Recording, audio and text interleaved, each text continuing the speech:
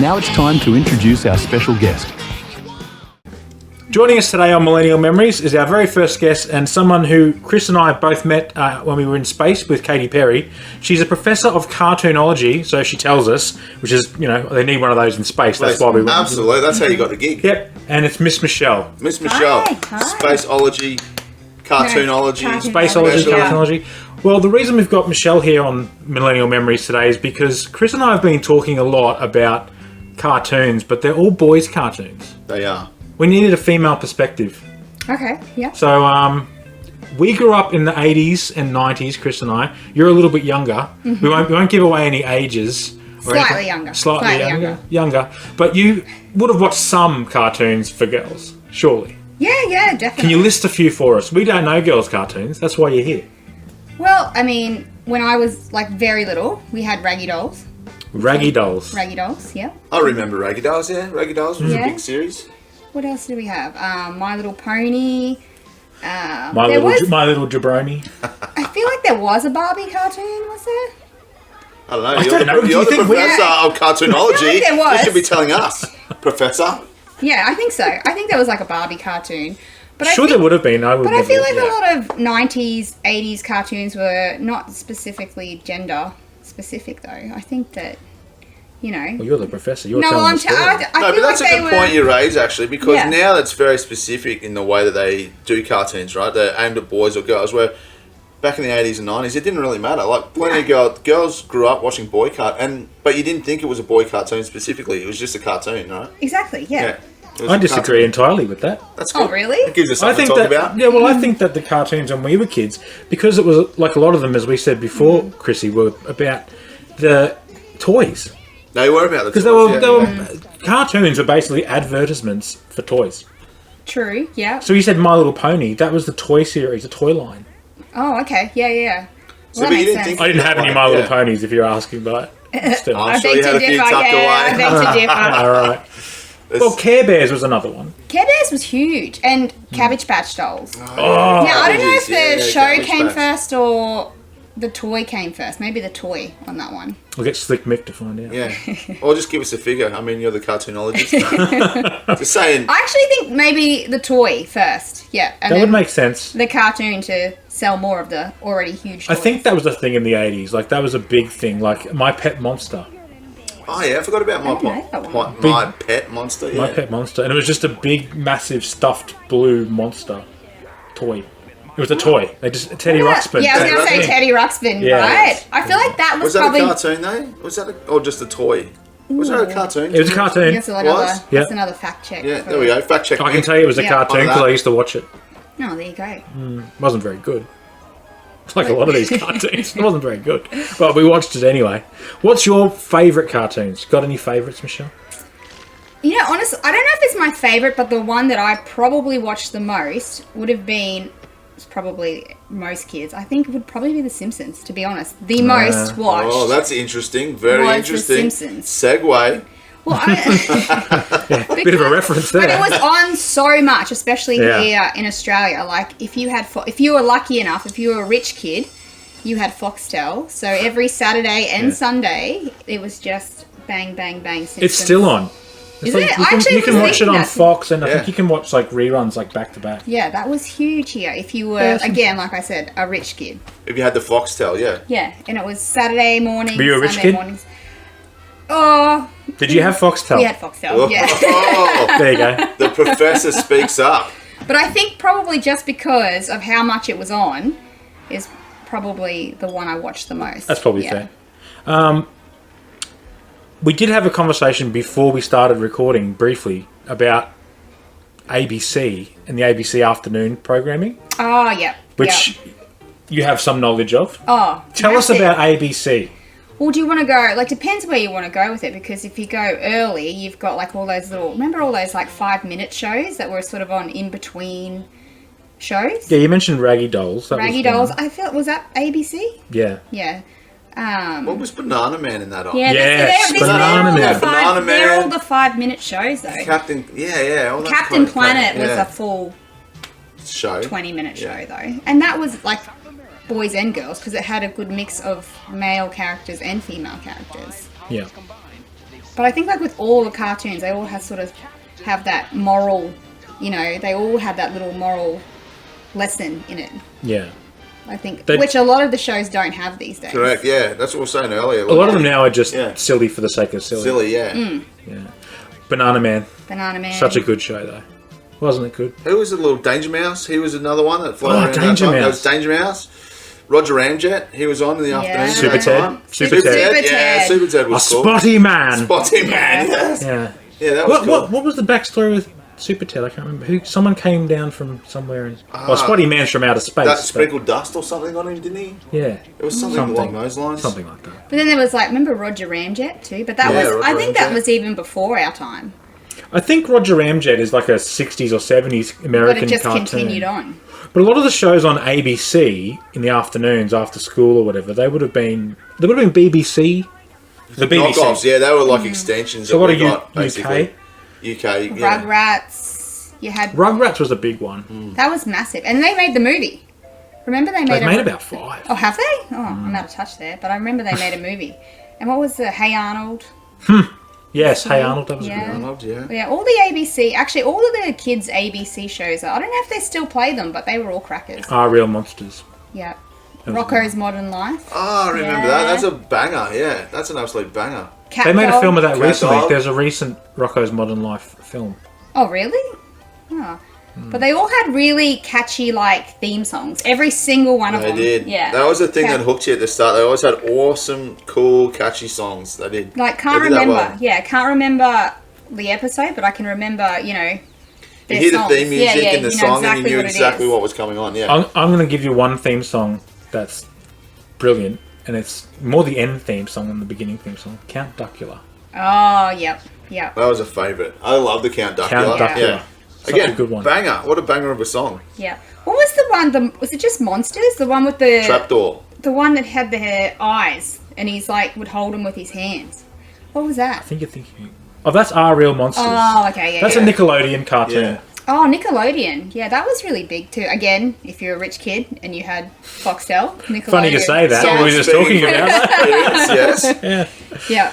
Yep. There was so many. I don't know if there's as many now for kids as there was back then.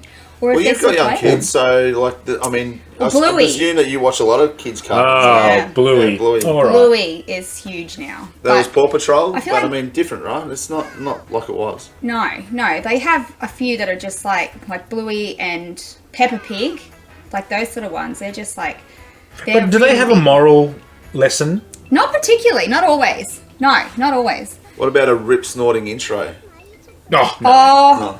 Don't think so. No, I think Bluey does, but I think it's just because it's so well known that everyone kind of. It's massive, isn't it? Yeah, it's huge. Internationally huge. Yeah, and the Americans love it. And it focuses on Brisbane, where we are all from. Yeah. So that's kind of cool, I guess. Yeah. Live action shows. I'm gonna talk about and get you to comment on Round the Twist. Oh, see, I could tell you every single word. I'm not going to do it, but to the theme. Now's the opportunity. You've got the audience. Come on, The you got theme a theme song. But in the theme song. I've got something interesting about Round the Twist is that they had 3 seasons, I'm pretty sure, and every season they had a different cast because they had a huge gap in between filming. So the Linda Bronson, I don't remember the other Slick brother. Mick, can you follow this up for us, please? No, because I think that actually started in the 80s and then they kind of progressed to the 90s and then I think they did one maybe late 90s, early 2000s. So there's only 3 seasons, but different cast each time. Were they? That was based off books, wasn't it? Roald Dahl? Yeah, I think so, yeah. Or Paul Jennings. Or something like that, yeah. You have to look that up. But yeah. No, they did 3 seasons of that, but they're all different. Now, I know that you're a really big fan of Liftoff and Off. EC. Oh, listen. That faceless- creepy doll. the faceless creepy doll. I don't know how more children didn't have that. I mean, I don't remember anything from that show except that creepy doll without a face. I remember Mark Mitchell being in the show, the guy who's conned the fruiterer. Yeah, Oh, is he? yeah. Oh, he's in. I'm pretty sure he's in Round the Twist too. He was. He took over from Frankie J. Holden. He did, yeah. That's right. Yeah. And he was in Comedy Company, and What does he do now? Is he still alive? I don't. Well, I hope so. I think he can Just edit working that. the Beautiful. Beautiful. No, he was really Con the great. fruiterer. Yeah. And also, I also recall there was Ocean Girl, That was definitely. That's one I remember was a good. I mean, you can't say that's not marketed to girls. Yeah. I mean, that's not a cartoon. They were mermaids, weren't they? Well, no, that was sort of. Oh, no, that's H2O I was thinking of. H2O. Well, actually, my kids now will watch H2O. That's the beauty of having What's H2O? It's the mermaid show, but it's all filmed at SeaWorld. Yeah. Yeah. It's like 3 teenage girls. I don't know how they become mermaids, but they did. It was were they born mermaids? No, they weren't. No. See, if they were bitten by a radioactive mermaid, I think it was a dolphin attacked them. No, something from space, like mosquito. Turn them into mermaids. Came from space. Merman. Where was the merman? No. If we're talking like male, female, Yes, sense of wetness.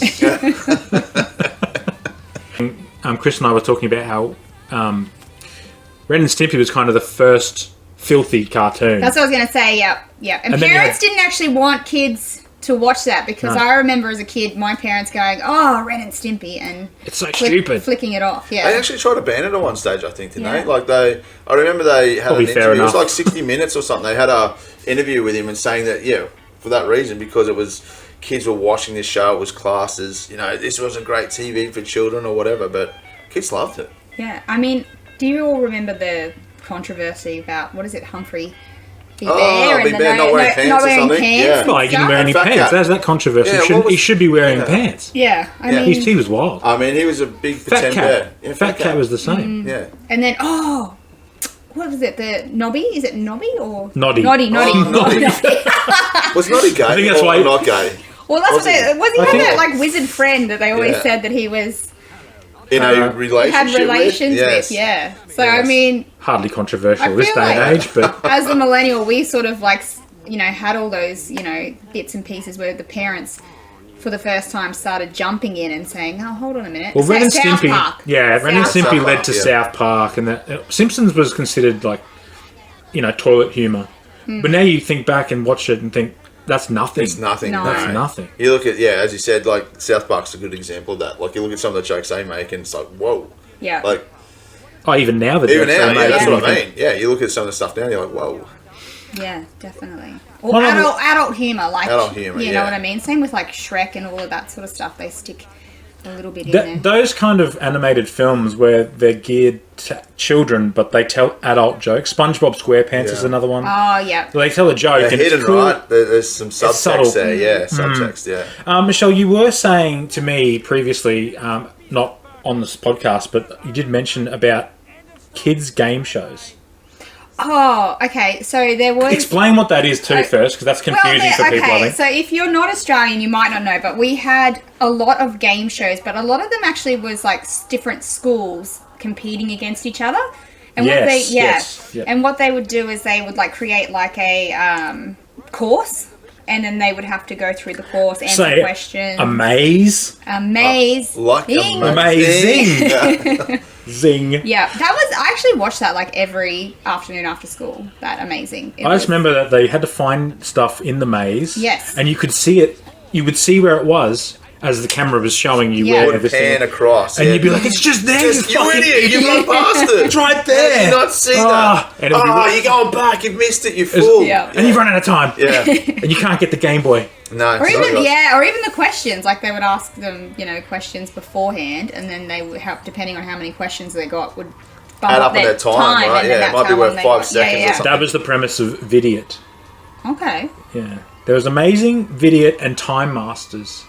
I feel like there was probably some more in there. There's heaps more. But Amazing was the king, right? That was the best one. Yeah. What was that? Was that Channel 7?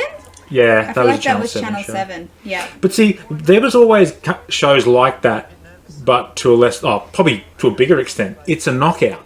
Oh man, that cast. That's probably before your time, Michelle, I'd say. But that was more adult based because that was adult competitors, whereas Amazing was schools, as you said. That was kids, right? Kids based. Second, you didn't really watch it to Knockout. No, I don't really. No. That's probably before your time. Chris, I have memories of it. I know I used to love it, but Billy J. Smith used to be the host. Yeah, and he used to host. He used to be the commentator for local rugby league games. He was. That's why I remember it fondly.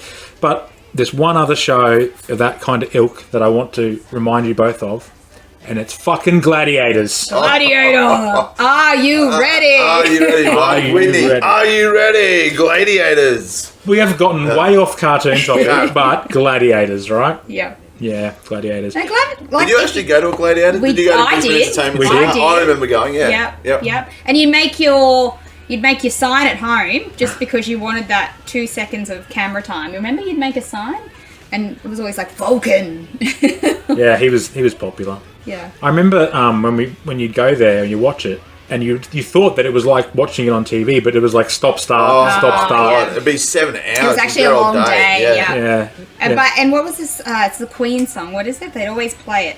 Another one. Is that it? No. That was one of the songs. They used to do a few Queen songs. There was always a Queen song. Then I remember that. That was really big. Yeah. Way off topic. Sorry, it's a knockout reminded me of Gladiator. But I mean, it's very millennial. show. They did reprise that, but it wasn't as popular with the next generation. It's an American idea, and it's an American Is it? show that Australia. Well, I won't say we stole it. We just it was commercial over there, so I guess they made money off it here. It was popular for a flash. Yeah, in a couple of years, isn't it? It was popular. Well, Michelle, thank you for talking about stuff, not just cartoons, but lots of stuff. We really appreciate your time. Thank you for having me. Yeah. It was nice to relive some of the... When's your next space trip?